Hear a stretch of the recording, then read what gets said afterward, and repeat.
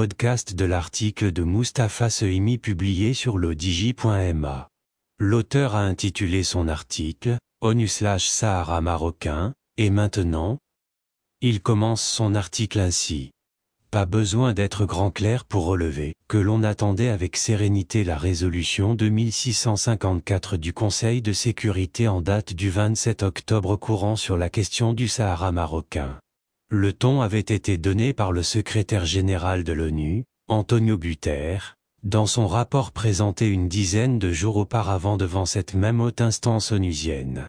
La trame était bien là, ratissant large et couvrant pratiquement tous les aspects de la situation actuelle, faits nouveaux récents, activités politiques, activités de la MINURSO et difficultés rencontrées, activités humanitaires et droits humains, aspects financiers, enfin observations et recommandations. Il restait à la décliner dans une résolution formalisée par le Conseil.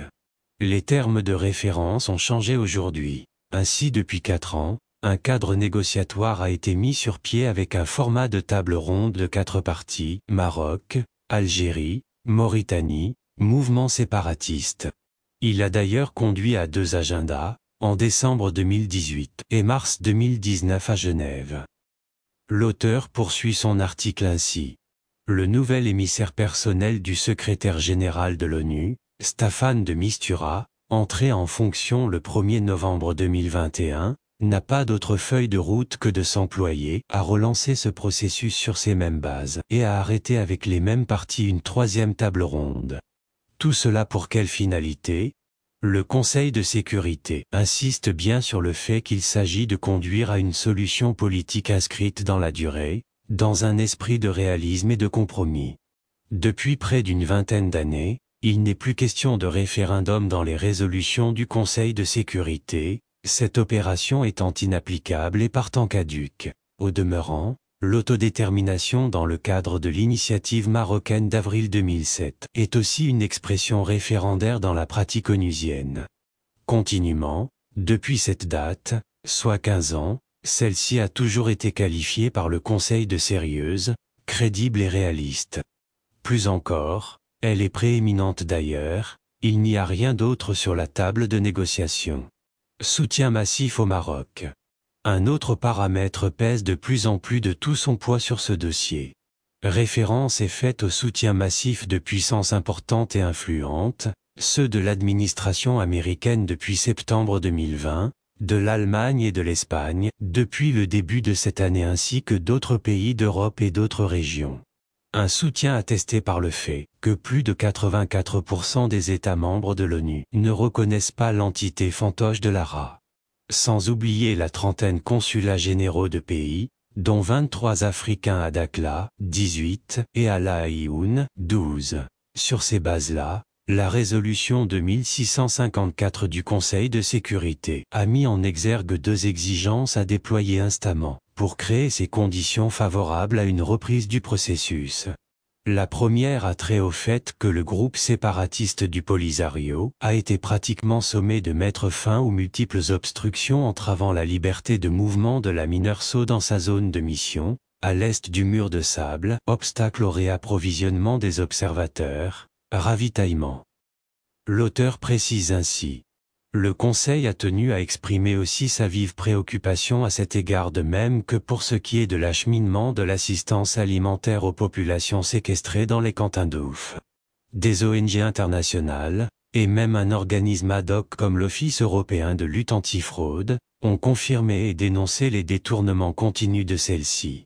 Enfin, il faut mentionner une nouvelle disposition dans cette résolution 2654.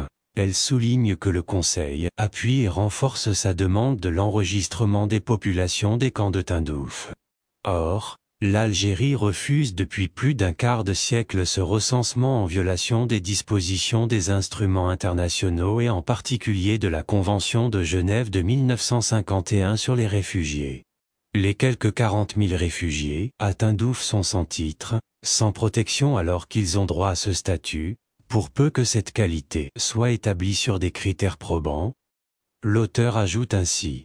Algérie, clarifier sa position. Reste le fond, la relance du processus de recherche d'un règlement. Le secrétaire général de l'ONU puis le Conseil de sécurité demande instamment aux parties concernées de s'impliquer davantage, de ne pas poser de conditions préalables et de faire montre de bonne foi. C'est l'Algérie qui est interpellée à cet égard, elle est la partie principale, de fait la seule partie prenante même.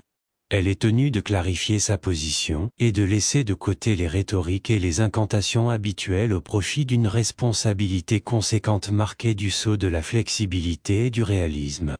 Son isolement international est déjà patent, malgré. L'auteur conclut son article ainsi. Ici et là des postures et des gesticulations ponctuelles. En refusant de prendre en compte les décisions du Conseil de sécurité, ce pays voisin quitte le champ de la légalité internationale consacrée en l'espèce par l'Organisation mondiale dont la mission est la paix et la sécurité internationale.